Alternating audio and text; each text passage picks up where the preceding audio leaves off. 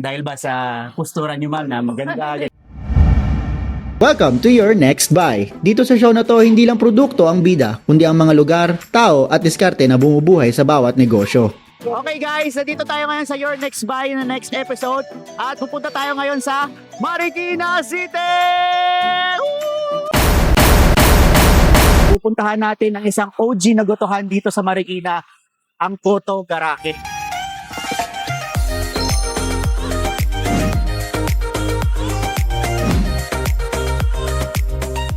What's up mga ka-Next Buy? Nandito na tayo ngayon sa Goto Garage. Kasama natin si yung owner. Hello, ako po si Sam Santos. I am the current owner and manager of Goto Garage San Roque, Marikina. Nagsimula yung Goto Garage. So nagsimula siya noong 1983. Nung panahon na yun kasi yung compound na to, garahihan siya ng mga buses at saka big vans. Marami silang laging bisita. Nagustuhan yung luto nila ng goto. Tapos doon na nag-originate ang maraming natatanong kung kailan magbebenta ng goto sa garahe. Kaya naging na-term yung pangalan Goto Garahe.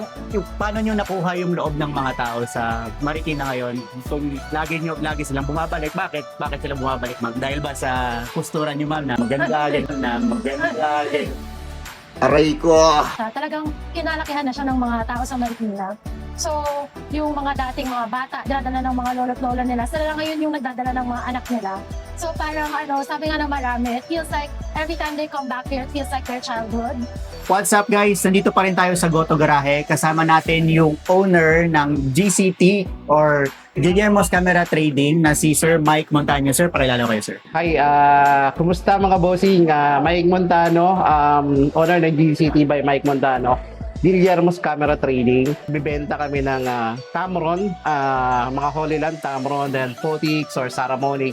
Basta't lahat ng brands na galing kay CNJ, binibenta namin. Alright sir, parang lahat o photo video sir. Kaya Photo, video, lahat, accessories, binibenta namin. Okay sir. First question sir, kwentuhan nyo naman kami about yung mga humble beginnings nyo sir.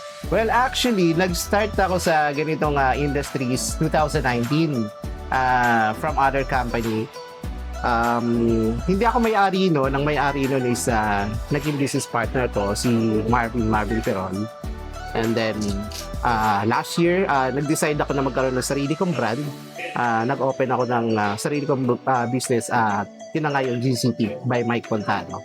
Okay sir, bakit sir Tamron and Holy Land yung laging binibili sa inyo sir? Well, actually, bukod sa...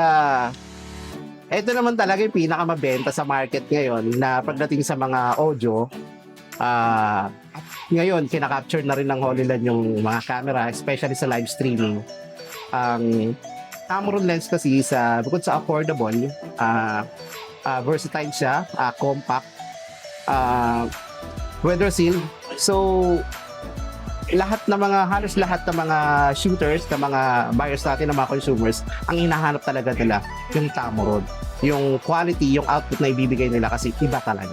Well, yes, please, guys, mga bossing, please follow our page, GCT by Mike Montano. Paki-follow lang lahat ng mga pinopost namin sa marketplace, pinopost din namin sa FB page namin. So, lahat ng mga on-hand namin, camera, lens, accessories, lahat na may kinalaman sa photography and videography, naandun lahat. Kaya please, paki-follow. Thank you. So this is Guillermo's Camera Trading and your Next buy!